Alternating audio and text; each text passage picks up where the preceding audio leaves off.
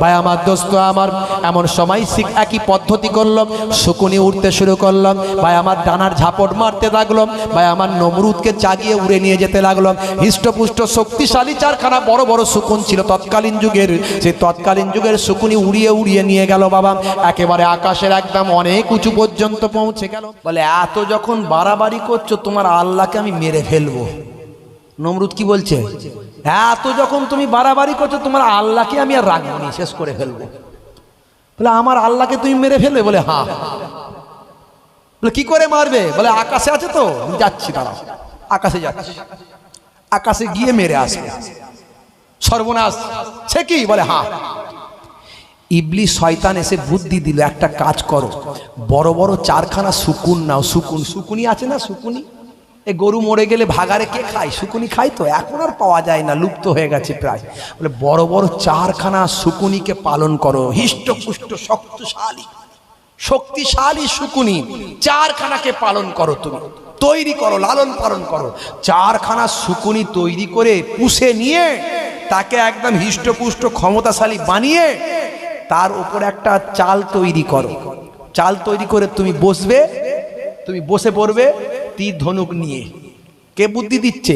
ইবলিস শয়তান। তীর ধনুক নিয়ে বসে থাকবে, আর একটা বড় মেষকে, একটা ওই কি বলে চর্বিওয়ালা সুন্দর একটা হিষ্টপুষ্ট মেষকে জবাই করে তার গোস্তটাকে এমনভাবে ওপরে চালে টাঙিয়ে দাও যেন চারখানা ওই শুকুনি দেখতে পায় যে গোস্তটা ওপরে টাঙানো আছে, খাবো।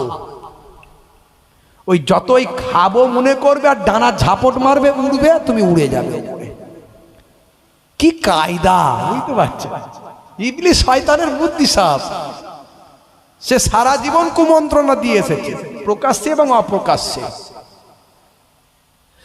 হে তরুণ যুবকেরা, হে আমার বন্ধুরা, শুনে রেখে দিন বাবা, জেনে রেখে দেন। হে আমার বন্ধুরা, খেয়াল করুন, এমন সময় খলিলুল্লাহকে বলছেন, হে বাবা ইব্রাহিম, আমি তোমার আল্লাহকে মারতে চললাম। বলে সেটা কি সম্ভব? বলে দেখো আমি দেখিয়ে দেবো কেমন সম্ভব। নিশ্চয় আমি পারবো, আমি আকাশে উড়ে যাচ্ছি। দেখো ভাই আমার দোস্ত আমার, এমন সময় একই পদ্ধতি করলাম, শকুনি উঠতে শুরু করলাম, ভাই আমার ডানার ঝাপট মারতে লাগলাম, ভাই আমার নমরুদকে চাগিয়ে উড়ে নিয়ে যেতে লাগলাম। হৃষ্টপুষ্ট শক্তিশালী চারখানা বড় বড় শকুন ছিল তৎকালীন যুগের, সেই তৎকালীন যুগের শকুনি উড়িয়ে উড়িয়ে নিয়ে গেল বাবা, একেবারে আকাশের একদম অনেক উঁচু পর্যন্ত পৌঁছে গেল। ভাই আমার 3 দিন 3 রাত উড়ে গেল বাবা। এ তরুণ যুবকেরা, 3 দিন 3 রাত উড়ে গেল। 3 দিন 3 রাত উড়ে যাওয়ার পরে একবারে মনে করেছে সে আসমানের কেনারায় মনে চলে এসেছি।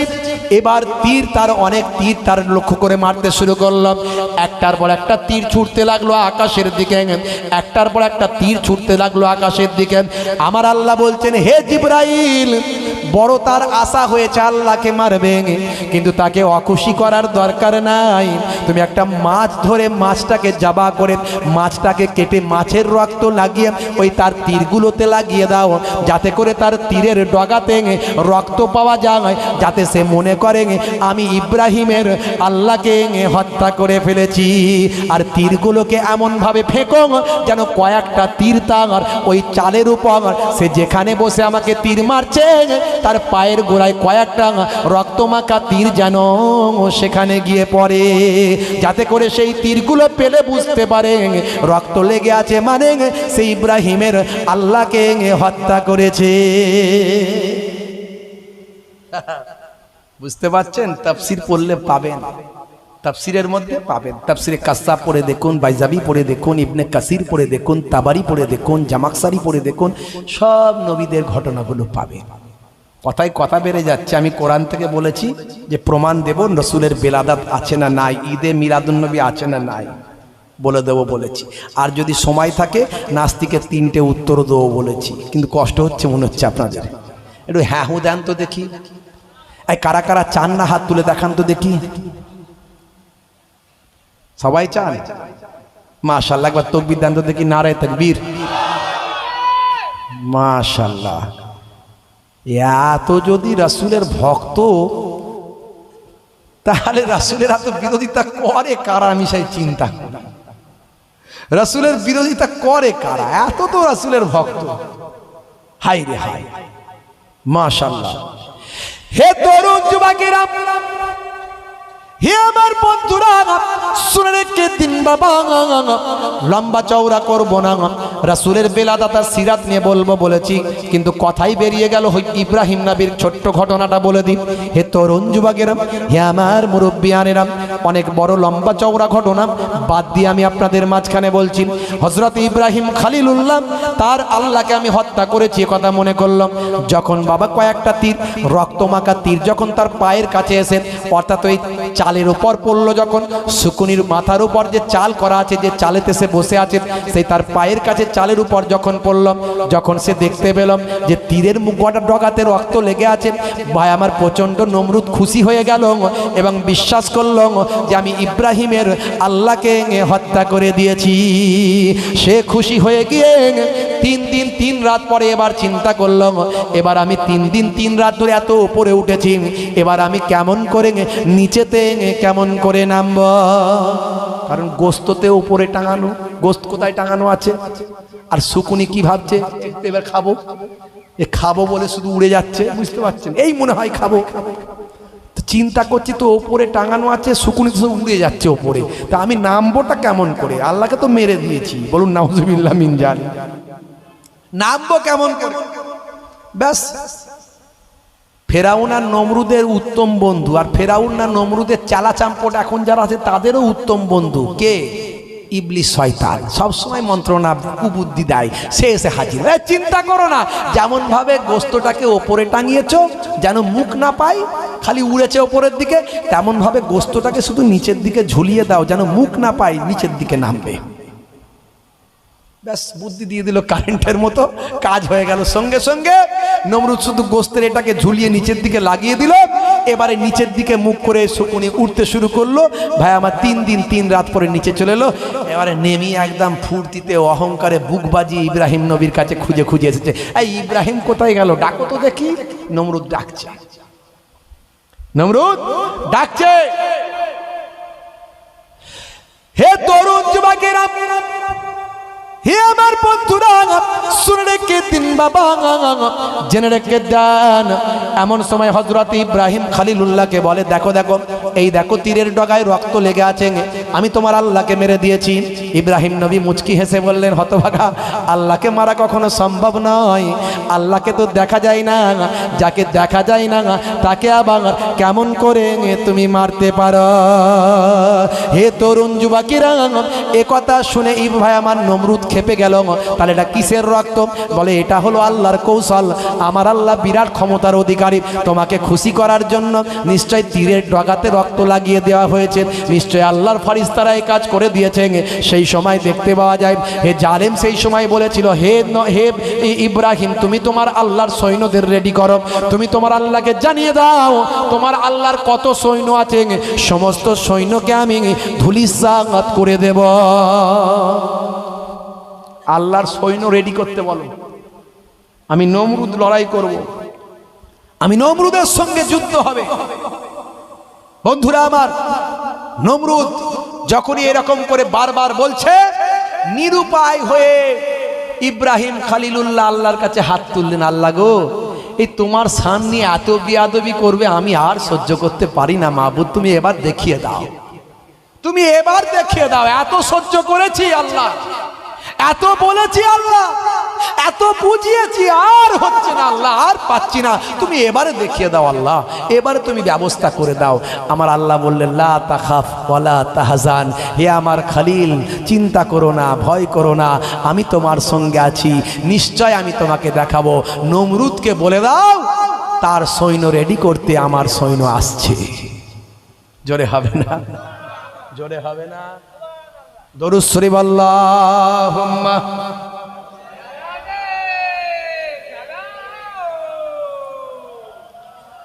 হুজুর, we want to listen your viral ghazal please from Jalsha committee. তাহলে এই এখন একটা গুরুত্বপূর্ণ কথা বলছি, এখন যদি বলে ভাইরাল গজল প্লিজ, মুশকিলের ব্যাপার। আচ্ছা, শেষে যদি চান্স পায় হবে কি জলসা কমিটিকে আবার দুঃখ দিলে বলবে, হুজুর আমাদের কথা শুনলো না, আমাদের মনটা রাখলো না, কি কথা ঠিক না ভুল? একবার দরুদ শরীফ আল্লাহুম্মা।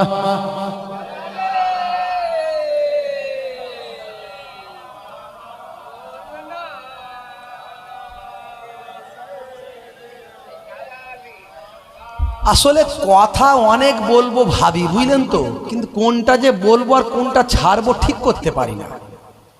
এক একটা পরিবেশে এক এক রকম অবস্থা চলছে, সেগুলো নিয়ে একটু বলবো, না নবীর সিরাত নিয়ে একটু বলবো, না নবীর সুন্নতার নামাজ নিয়ে বলবো, না নবীর নিয়ে এত বেদাত বেদাত করছে, এত কিছু বলছে, সেগুলো নিয়ে বলবো। যে কোনটা বলি আর কোনটা ছাড়ি ঠিক করতে পারি না।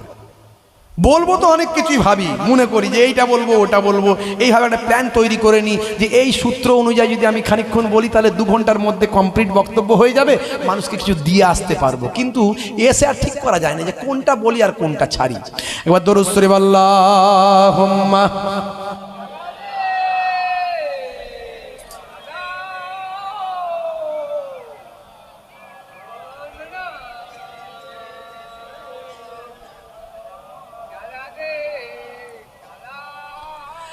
আমাকে ডেকে নাও নবী দু জাহান, আমাকে ডেকে নাও নবী দু জাহান, আমি যে তোমার গো মদিনার গোলাম। জোরে হবে না? দোয়া রাখবেন, এই 26 তারিখে ফের টিকিট হয়েছে, যেন আল্লাহ আমাকে সে রাসূলের দরবারে পৌঁছে দেন, আল্লাহর কাবা ঘরে গিয়ে আবার তওয়াফ করার তৌফিক দেন। আপনারা দোয়া করবেন, কি করবেন তো নাকি? আমি আপনাদের জন্য দোয়া করব, সালাম আপনাদের পৌঁছাবো ইনশাআল্লাহ। আমাকে ডেকে নাও নবী দু জাহান, আমাকে ডেকে নাও নবী দু জাহান, আমি যে তোমার গো মদিনার গোলাম। আর জোরে হবে না? তোমারই নামটা মনেতে এঁকেছি, তোমারই ফুল দিয়ে মালা গেঁথেছি, তোমারই নামটা মনেতে এঁকেছি, তোমারই ফুল দিয়ে মালা গেঁথেছি, তোমারই ইশকে আমি যে ডুবেছি, তোমারই সাফাত আমি যে চেয়েছি, তোমারই ইশকে আমি যে ডুবেছি, তোমারই সাফাত আমি যে চেয়েছি। আমাকে ডেকে নাও নবী দু জাহান, আমাকে ডেকে নাও নবী দু জাহান, আমি যে তোমার গো মদিনার গোলাম। জোরে হবে না? আরে জোরে হবে না? নারে তাকবীর, দরুদ শরীফ আল্লাহুম্মা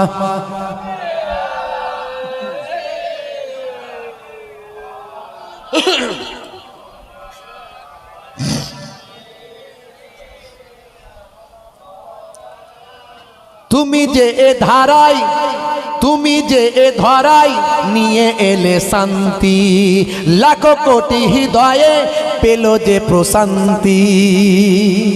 জোরে হবে না? জোরে হবে না?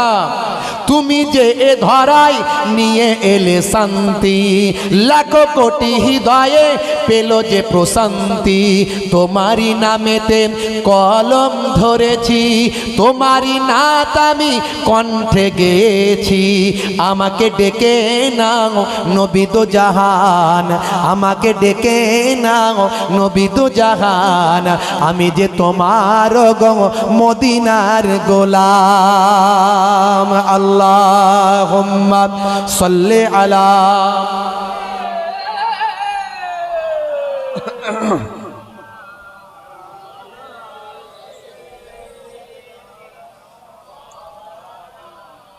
খুবই সংক্ষেপ করে বলবো, রাত অনেক হয়ে গেছে ভাই আমার।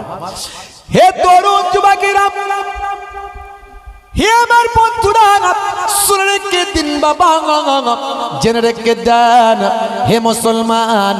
হযরত ইব্রাহিম নবী যখন আল্লাহর দরবারে হাত দুখানা তুলে মোনাজাত করলেন, আল্লাহ গো আমার মাবুদ আল্লাহ, জালেম অনেক বেড়ে গেছে, তোমার নিয়ে অনেক তুচ্ছতা ছিল্ল কথা বলছে, তোমাকে দেখে নেওয়ার কথা বলছে, তোমার নিয়ে বাজে মন্তব্য করছে, আর আমি হেদায়েত করতে পারি না মাবুদ, আর আমার শরীর সামর্থ্য কুলাই না মাবুদ, আর তাকে আমি হেদায়েত করতে পারি না।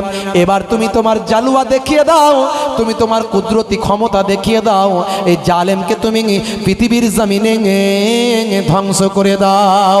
আমার আল্লাহ বললেন, হে ইব্রাহিম লা তাখাফ, চিন্তা করো না, চিন্তা করো না, ভয় পেও না, ভয় পেও না, লা তাহজান, চিন্তা করো না, লা তাখাফ, ভয় পেও না।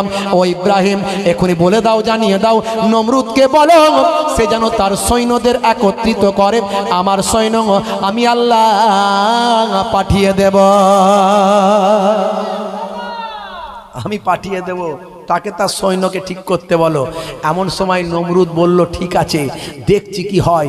সেই জামানায় লক্ষ লক্ষ সৈন্য জোগাড় করলো, নিজস্ব সৈন্য, আশপাশের অন্য রাজত্ব থেকে, অন্য রাজ্য থেকে সৈন্যদেরকে বা হায়ার করে নিয়ে আসলো, ভাড়া করে নিয়ে আসলো, যে সব সৈন্য পাঠাও, আল্লাহর সৈন্যের সঙ্গে যুদ্ধ হয় বলে কথা।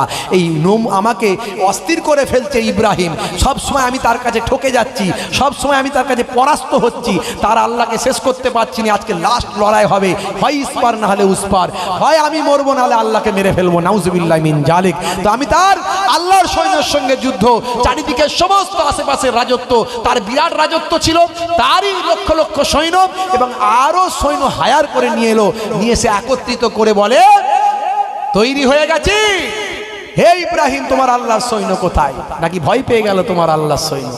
আসছে না কেন? ভয় পেয়ে গেছে নাকি? দেখো তোমার আল্লাহ আমার সঙ্গে পারবে না, তোমার আল্লাহর সৈন্যরা আমার সঙ্গে পারবে না। আমার আল্লাহ এমন সময় বললেন ইব্রাহিমকে, হে ইব্রাহিম বলে দাও, ওই দেখো আকাশ দিয়ে আমার আল্লাহর সৈন্য আসছে।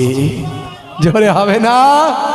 আকাশটা পুরো অন্ধকার হয়ে গেছে, এক ধরনের আল্লাহ কুদরতি মশা পাঠিয়েছে, ফেরেশতাকে হুকুম করে দিয়েছেন, অর্ডার দাও, হে ফেরেশতারা অর্ডার দাও, মশাকে আমার সৈন্য বানিয়ে দাও। মশা আকাশ ছেয়ে আসছে সৈন্য, আল্লাহর কুদরতি ভাবে মশা আসছে, পুরো আকাশ কালো করে। জোরে বলুন সুবহানাল্লাহ। আল্লাহর নবীর আগমনের 50 দিন আগের ঘটনা একটা মক্কা শরীফে ঘটেছিল, আপনারা জানেন, যেটা সূরা ফিলের শানে নাজুল আছে, পড়লে পাবেন যে সূরা ফিলটা আল্লাহ কেন নাজিল করেছিলেন, কেন আল্লাহ সূরা ফিল অবতীর্ণ করেছিলেন। আলাম তারা কাইফা ফাআলা রাব্বুকা বিআসহাবিল ফিল আলাম ইয়াজআল কাইদাহুম ফি তাদলিল ওয়া আরসালা আলাইহিম তায়রান আবাবিল তারমিহিম বিহিজারাতিম মিন সিজিল ফাজআলাহুম কাআসফিন মাআকুল। আমার আল্লাহ জানিয়ে দিলেন 50 দিন আগের ঘটনাটা ঘটেছিল আব্রাহা বাদশা ইয়ামানের। আপনাদের জানা আছে কি গো, আল্লাহর কাবা ঘর ভাঙতে এসেছিল।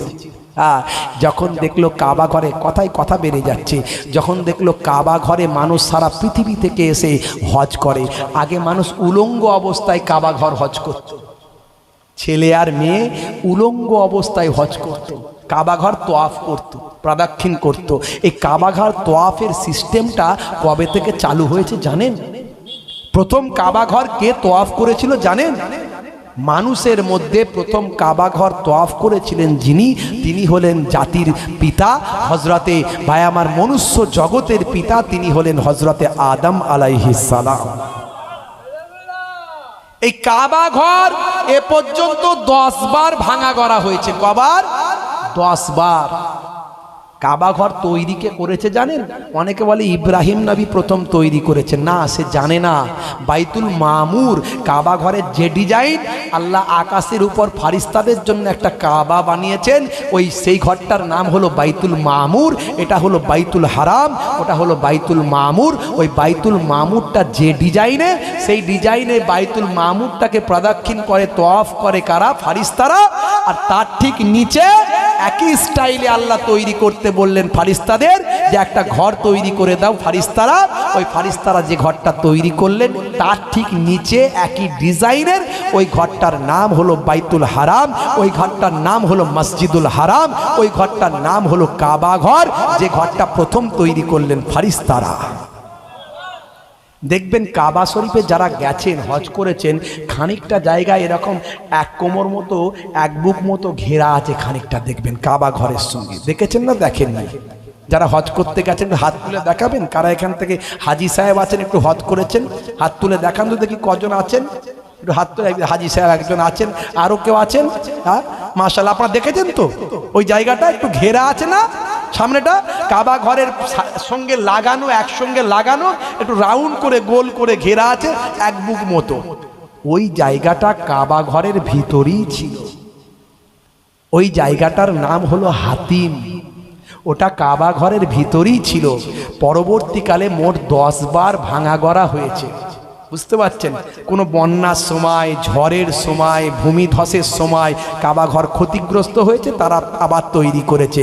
এইভাবে করতে করতে মানুষের হাতে যখন পয়সা ঠিকমতো ছিল না, আরবের লোকেদের হাতে, তখন কি করলো, তারা কাবা ঘরটাকে ছোট করে গাঁথলো। এক সাইডটা ছোট করে দিল, কিন্তু কাবা শরীফের এরিয়াটা তারা ভাই আমার ঘিরে রেখে দিল। এরিয়াটা ঘিরে রেখে দিল, যেটা কাবা ঘরের ভিতরেই ছিল, মানুষ যেন জানতে পারে। তাই ওই জায়গাতে 2 রাকাত নামাজ পড়ার সুযোগ দেওয়া হয় হাজি সাহেবদের। যারা ওই জায়গায় 2 রাকাত নামাজ পড়ে, তারা আল্লাহর কাবা ঘরের ভিতরেই নামাজ পড়বে। কাবা ঘরের চত্বরে যদি বান্দা 1 রাকাত নামাজ পড়ে, 1 লক্ষ রাকাত নামাজের সওয়াব। আর মসজিদে নববীর চত্বরে যদি বান্দা 1 রাকাত নামাজ পড়ে, 25,000 রাকাত নামাজের সওয়াব। আর বাইতুল মুকাদ্দাসে গিয়ে যদি, মসজিদে আকসায় যদি গিয়ে বান্দা 1 রাকাত নামাজ পড়ে, 25,000 রাকাত নামাজের সওয়াব। জোরে হবে না? 1 করলে 1 লক্ষ কাবা শরীফে, 1 করলে 50,000 মদিনা শরীফে, আর 1 করলে 25,000 ফিলিস্তিন বাইতুল মুকাদ্দাসে। বুঝতে পারছেন তো ভাইরা আমার, তরুণ যুবকেরা আমার, মুরব্বিয়ানেরা আমার, শুনে রেখে দিন, এই কাবা ঘর যে ভাঙতে এসেছিল ইয়ামানের বাদশাহ আব্রাহা বাদশাহ। কেন সে ভাঙতে এসেছিল? সে দেখলো সারা বিশ্বে থেকে মানুষ কাবা ঘরকে এত সম্মান করে, তো আমার ইয়ামান থেকেও মানুষ যায়। তো ইয়ামানের লোকেদের বলল, আমি একটা ওই কাবার থেকে ভালো ঘর করেছি, ওখানে যাওয়ার দরকার না, সবাই এখানে এসো। লোকেরা এলে, তো যার যেখানে ভক্তি, ভালোবাসা, মহাব্বত আছে, এ আশা তো দূরের কথা। কোনো এক বদমাইশ কি করেছে, তাকে আমি ভালো তো বলবো না, কোনো এক বদমাইশ রাগেতে কি করেছে, এই বাদশার ভাই আমার আব্রাহা বাদশার তৈরি করা রত্নখচিত ঘরেতে পায়খানা করে দিয়েছে। এই যে তার রাগ হলো, যে ঘর আমি তৈরি করলাম কেউ তো এলো না এখানে তোয়াফ করতে, বরং আবার কে পায়খানা করে দিল। এই যে ঘরের জন্য এত আমার অপমান, সেই ঘর আমি ভেঙে দেবো।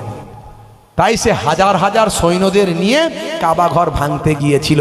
আমার আল্লাহ জানিয়ে দিলেন 50 দিন, রাসূল পৃথিবীতে আসার 50 দিন আগের ঘটনা। তাই রাসূল জীবন জিন্দগিতে থাকা অবস্থায় মানুষের মুখে মুখে এই আবাবিল, ভাই আমার তয়রান আবাবিল, এই হস্তি বাহিনীর ভাই আমার ঘটনা কিন্তু মানুষের মুখে মুখে ঘুরতো। ভাই আমার দোস্ত আমার, তখন রাসূলের দাদাজানের আমল, দাদাজান আব্দুল মুত্তালিব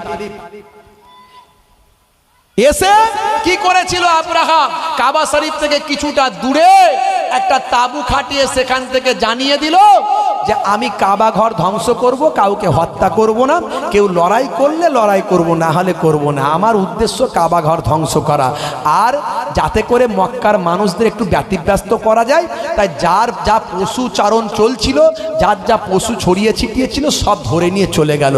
তো তার মধ্যে 200 খানা উট ছিল আল্লাহর নবীর দাদাজানের। দাদাজানের উট ছিল 200 খানা। বুঝতে পারছি?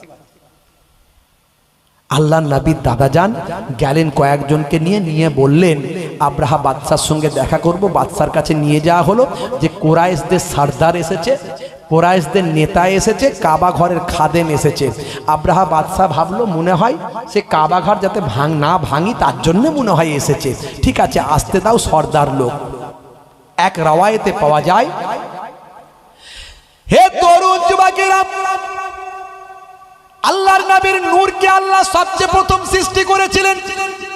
তাই হাদিস পাকের মধ্যে এসেছে, হে জওয়ান যুবকেরা, হে আমার মুরব্বিয়ানেরা, শুনে রেখে দিন বাবা, জেনে রেখে দিন বাবা।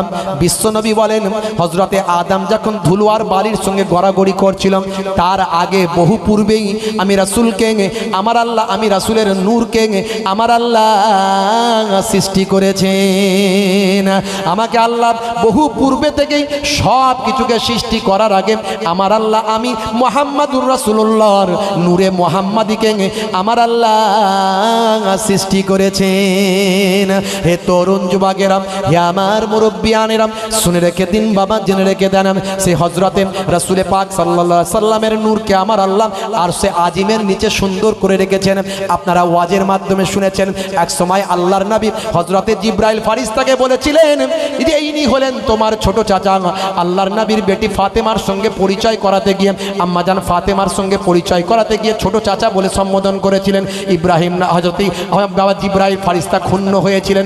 আল্লাহর নবী তখন বুঝতে পারলেন আল্লাহর নবীকে আল্লাহ 99টা জ্ঞান দিয়েছেন।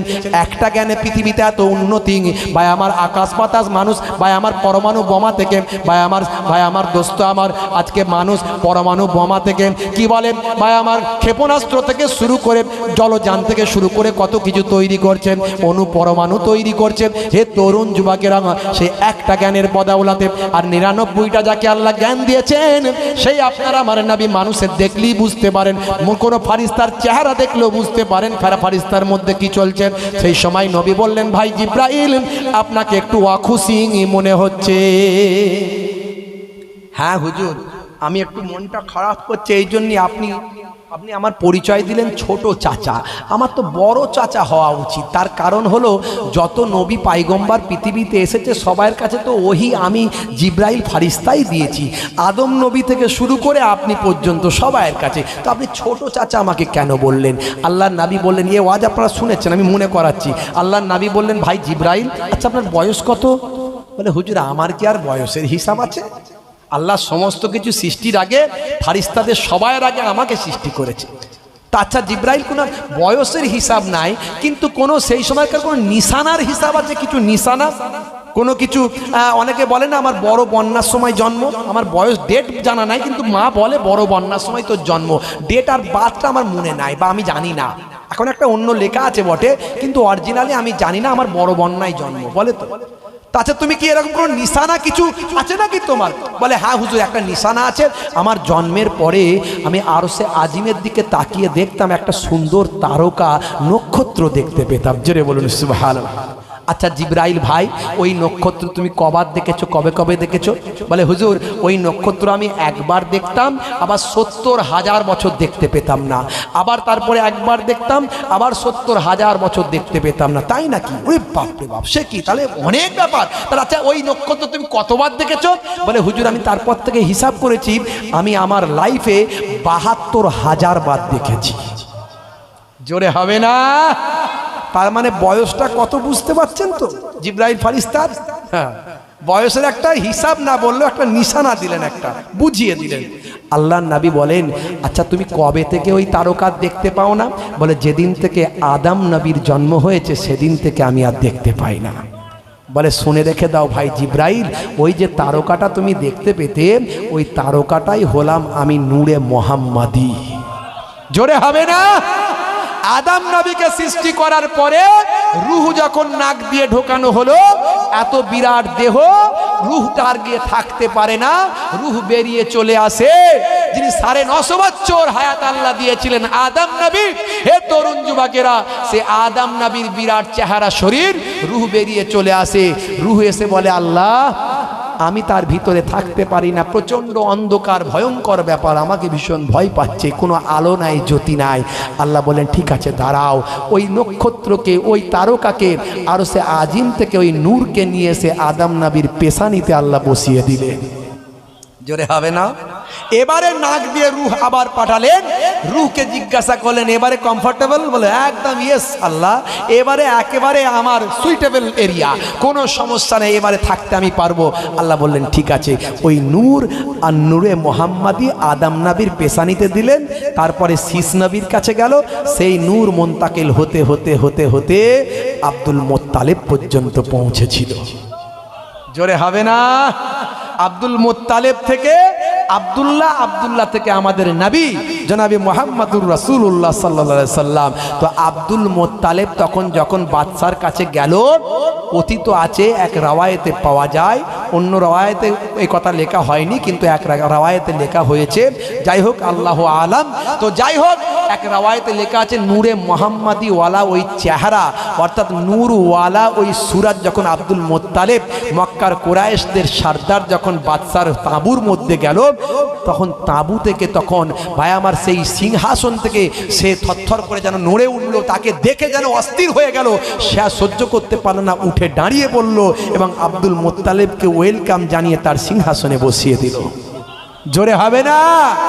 আব্দুল মোত্তালেবকে জিজ্ঞাসা করলো যে আপনি কিসের জন্য এসেছেন, আপনি কি চান আমি যুদ্ধ না করে চলে যাব? যেটা বলবেন সেটা হবে। তখন সেই সময় বাদশা বলার পর আব্দুল মোত্তালেব বললেন, আমি এসেছি, আমি হচ্ছে উটের মালিক, আমি উট চাইতে এসেছি, আমার উটগুলোকে আপনার লোকেরা ধরে নিয়েছেন, আমি উটের মালিক, উট নিতে এসেছি, ওই ঘরের মালিক তো আমি নয়, আপনি যদি চান তাহলে ঘর ভাঙবো না। বলে ঘর মালিক আমি তো নয়, আমি বলার কে? আপনি ঘর ভাঙবেন কি করবেন? আমি মালিক নয়, ওই ঘরের মালিক হলেন আল্লাহ, তিনি উত্তম ফাইসালাকারী, তিনি বুঝে নেবেন। ঘরের মালিক আমি নয়, তাই ঘরের ফাইসালা আমি বলতে পারবো না, উটের মালিক আমি, উটগুলোকে ফেরত দিলে খুশি হব। তখন তার চেহারা দেখে খুশি হয়ে বাদশা আবরাহা সমস্ত উটগুলো ফেরত দেওয়ার ঘোষণা দিয়ে দেন। এবং যখন কাবা ঘর ভাঙতে গিয়েছিল, আমার আল্লাহ তাআলা কিতাবের মধ্যে কোরআন মাজিদের সূরা ফিলে বলেছেন তয়রান আবাবিল, ঝাঁকে ঝাঁকে পাখি। তয়রান আবাবিল, অনেকে বলে আবাবিল পাখি, আবাবিল নামে কোনো পাখি হয় না। আবাবিল শব্দের অর্থ হলো ঝাঁকে ঝাঁকে, তাই অনেকে আবার আবাবিল পাখি বলে কোনো পাখি একটা বলে। তো যাই হোক, ইতিহাসে কিছু কিছু জায়গায় আবাবিল পাখির কথাও বলা হয়েছে, কিন্তু আবাবিল বলে কোনো পাখি হয় না। আবাবিল শব্দের অর্থ হলো ঝাঁকে ঝাঁকে, তয়রুন শব্দের অর্থ হলো পাখি। তো এই তয়রান আবাবিল, ঝাঁকে ঝাঁকে পাখি আল্লাহ প্রেরণ করলেন। তার মিহিম বেহেজারাতিম মিন সিজিল, তার মিহিম যারা নিক্ষেপ করেছিল পাথর, ভাই আমার মুখে একটা, দুই পায়ে দুটো, ওপর থেকে যাদের উপর পড়েছিল মাথা দিয়ে গলে বেরিয়ে গিয়েছিল। আর তাদের শরীরটা কেমন হয়েছিল আল্লাহ কোরআনে বলেছেন কাআসফিম মাকুল, অর্থাৎ চেবানো ঘাস, গরু যেমন চিবিয়ে ঘাসকে ফেলে দিলে তাল পাকিয়ে যায়, সেরকম তাদের শরীরগুলো একটা স্তূপের মতো তাল পাকিয়ে গিয়েছিল। জোরে বলুন সুবহানাল্লাহ। তা আল্লাহ মাঝে মাঝে গজব পাঠায়, আসমানি গজব, জমিনি গজব। লুত নবীর জামানায় জমিনকে উল্টে দিয়েছিলেন, কারো জামানাতে ঝড় দিয়েছিলেন। তাহলে এখন যেগুলো ঝড় হয়, তুফান হয়, বন্যা হয়, অল্প হলে মনে রাখবেন গজব নয়, বেশি হলেই গজব। আল্লাহ তো আর বলে দেবে না কোনো নবীর মাধ্যমে আমি গজব পাঠাচ্ছি। যেমন ইব্রাহিম নবীকে বলে দিলেন, যাও বলে দাও আমার এবারে সৈন্যরা আসছে, ওই দেখো, দেখতে বলো। হে তরুণ যুবকেরা, হে আমার বন্ধুরা, শুনে রেখে দিন বাবা, জেনে রেখে দেন, ওই মশা তো সাধারণ মশা নয় বাবা, ভয়ঙ্কর মশা বাবা। যাকে কামড়ায় শরীরটা তার পচে পচে গলে গলে শুধু ছড়তে শুরু করে দেয়। যাকে কামড়ে দেয় সারা শরীরটা ভাই আমার গোস্তের টুকরোগুলো খসে খসে পড়তে থাকেন, শরীরের ভিতরে চলে যায়।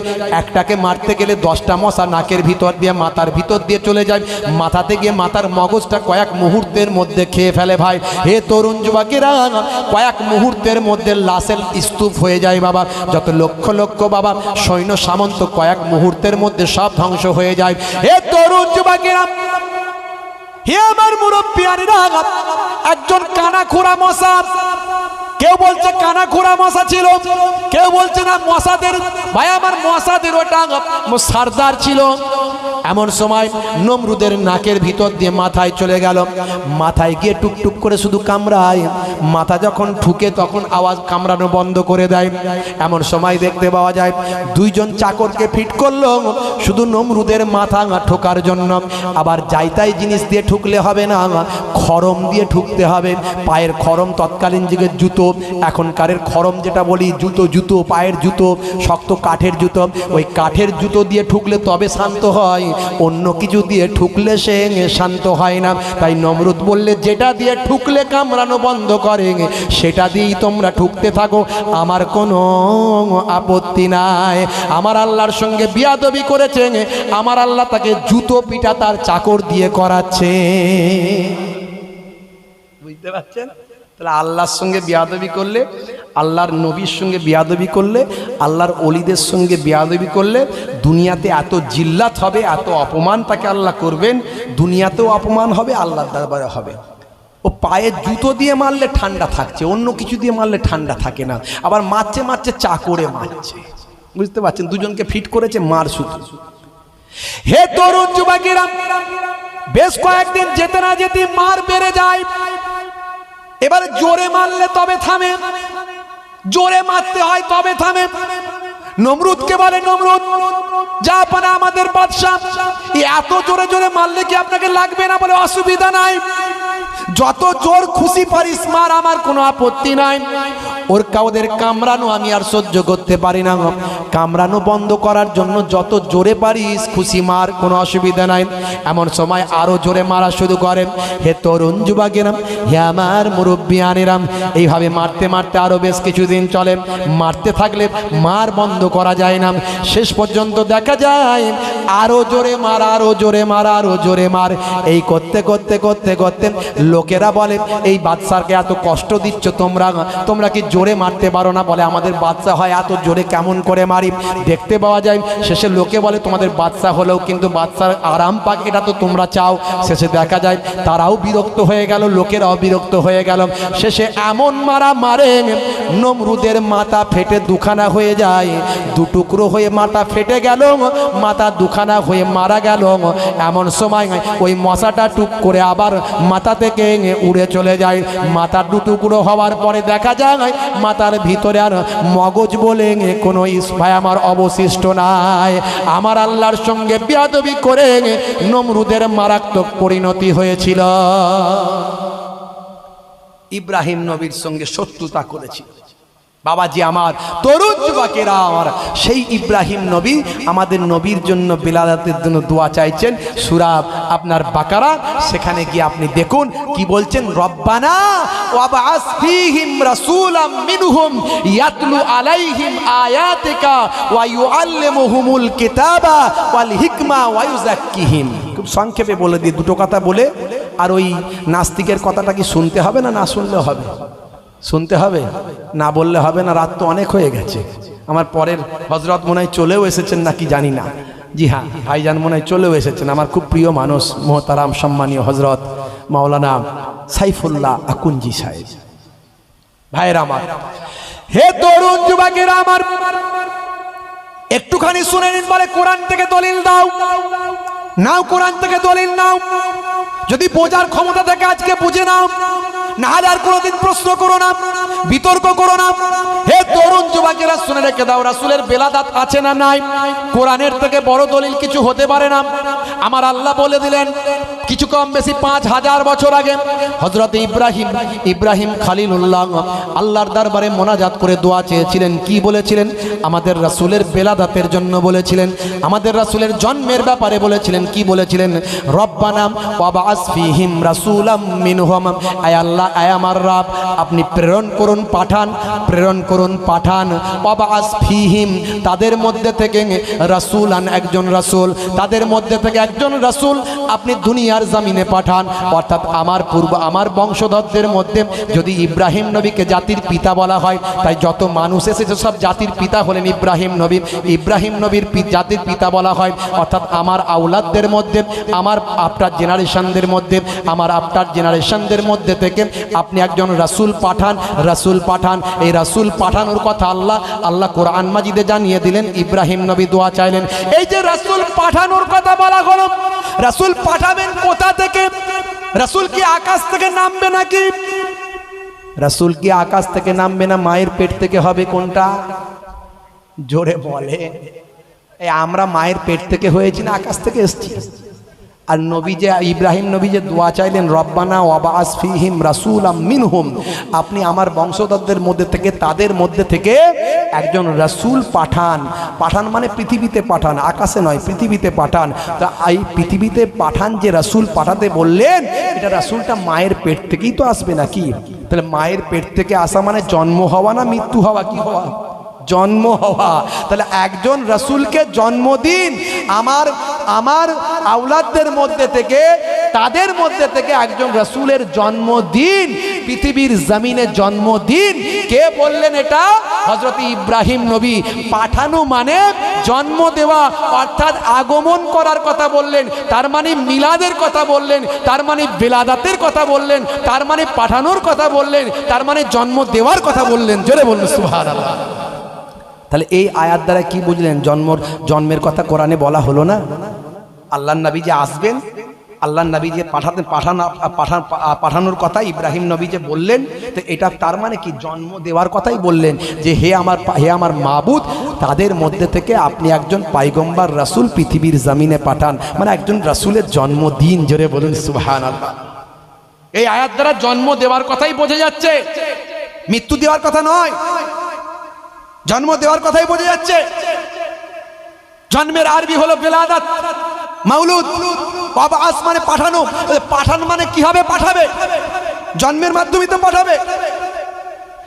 হে তরুণ যুবকেরা, রব্বানা ওয়াবআস ফীহিম রাসূলাম মিনহুম ইয়াতলু আলাইহিম আয়াতিকা, যিনি তেলাওয়াত করবেন আপনার আয়াতের, ওয়া ইউআল্লিমুহুমুল কিতাবা, এবং তালিম দেবেন আপনার কিতাবের, এই কিতাবের, আপনার কিতাব, আপনার প্রদত্ত কিতাবের যিনি তালিম দেবেন, ওয়াল হিকমা, এবং জ্ঞান দেবেন, জ্ঞান বিতরণ করবেন, ওয়া ইউযাক্কিহিম, যাতে করে তারা পরিশুদ্ধ হয়ে যায়।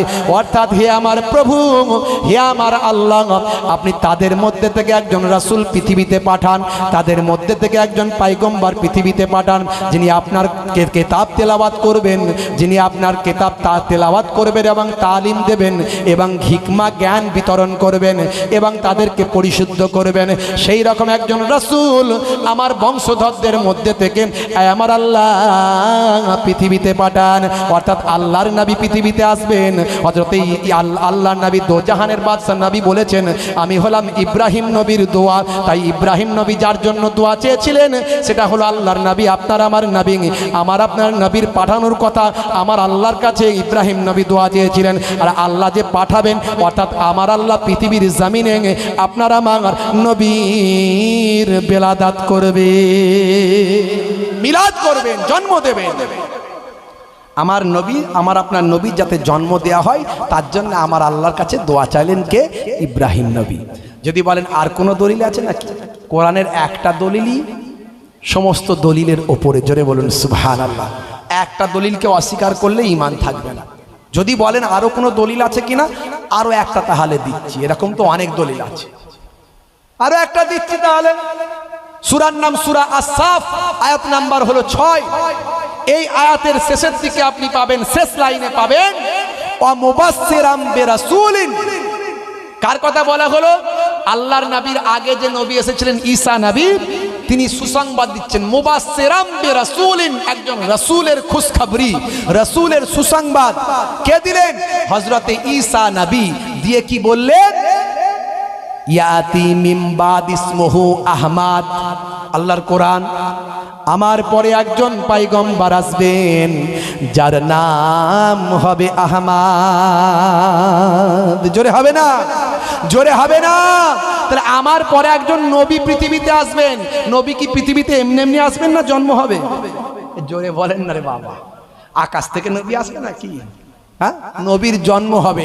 আমার পরে একজন নবী পৃথিবীতে আসবেন যার নাম হবে আহমদ। কে বললেন? হযরত ঈসা রূহুল্লাহ।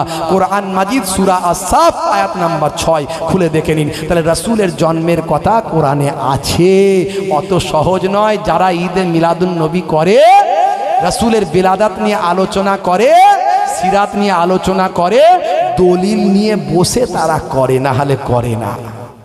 আর রাসূলের আলোচনা করবেন, এর থেকে খারাপ বড় জিনিস, ভালো জিনিস আর কিছু হতে পারে? আল্লাহ নিজে কোরআনে বলছেন, ওয়ারাফা'না লাকা যিকরাক, হে নবী আপনার আলোচনাকে আমি উচ্চ মর্যাদা, উচ্চ সম্মান দান করেছি। ওই যাত্রার ওয়াজ ইউটিউবে ফেসবুকে শুনতে যাবেন না। বিভিন্ন আকীদার বক্তা, সব বিভিন্ন দলের বিভিন্ন আকীদার বক্তা তেলাওয়াত করবে এক, ব্যাখ্যা আর এক। আমরা ফুরফুরা শরীফের কাছের মানুষ, দাদা পীরের ভালোবাসার মানুষ। পীর আবু বকর সিদ্দিক রাহমাতুল্লাহ আলাইহি যেমন তেমন আলেম ছিলেন না বাবা। তিনি মদিনা শরীফ থেকে 40টা হাদিসের সানাদ তার ছিল। বুঝতে পারছেন বাবাজিরা আমার, তরুণ যুবকেরা আমার, ইলমে জাহিরি ইলমে বাতিনিতে মস্ত বড় আলেম ছিলেন। তার বড় মৌলানা যাকে বলা হতো বসিরাট আল্লামা হুজুর, আল্লামা বসিরাটি হুজুর, তিনি এই পশ্চিমবঙ্গে সব জায়গায় যত প্রতিষ্ঠান আছে যেখানে পড়াশোনা করেছেন সব জায়গায় ফার্স্ট, তার উপরে কেউ নাই। এত বড় আলেম ছিলেন। তাহলে সেই আলেমেরা, বড় বড় আলেম, নিশারউদ্দিন আহমদ, ডক্টর মোহাম্মদ শহীদুল্লাহ, আব্দুল আজিজ কনকপুরী হুজুর, আমার পিন্নগরী দাদাজান হুজুর থেকে শুরু করে বড় বড় তার আলেম যারা খলিফা ছিলেন, তার দাস্তে বায়াত ছিলেন, তারা সব ফুরফুরার পীর আবু বকর সিদ্দিক দাদা হুজুর পীর কেবলা রহমাতুল্লাহ আলাইহিকে ইলমে জাহিরি ইলমে বাতিনির ওস্তাদ মেনেছিলেন। জোরে বলুন সুবহানাল্লাহ। বন্ধুরা আমার, তরুণ যুবকেরা আমার, মনে রাখবেন আপনাকে আমাকে সেই রাসূলের সূরা সিরাত, রাসূলের বেলাদাত দুটোই মানতে হবে। বেলাদাত ছাড়া সিরাত হতে পারে না। হে তরুণ যুবকেরা, এবার একটু ছোট্ট সিরাতের কথা বলে দিই, লম্বা চওড়া নয়। আমরা বলি রাসূল ভালোবাসি, বিশ্ব নবী দয়ার নবী বলছেন যে আমাকে ভালোবাসে শুনে রেখে দাও, জেনে রেখে দাও, মান হাব্বা সুন্নতি ফাকাত আহাব্বানি ওমান আহাব্বানি কানা মাই ফিল জান্নাহ। যে আমার সুন্নতকে ভালোবাসলো সে আমি রাসূলকে ভালোবাসলো, আর যে আমি রাসূলকে ভালোবাসলো সে আমার সঙ্গে জান্নাতি হয়ে গেল। জোরে হবে না? মাশাআল্লাহ। আমার পরের বক্তা আপনাদের প্রিয় ভাই জনাব হযরত মুহতারাম মাওলানা সাইফুল্লাহ সাহেব মাশাআল্লাহ এসে গেছেন।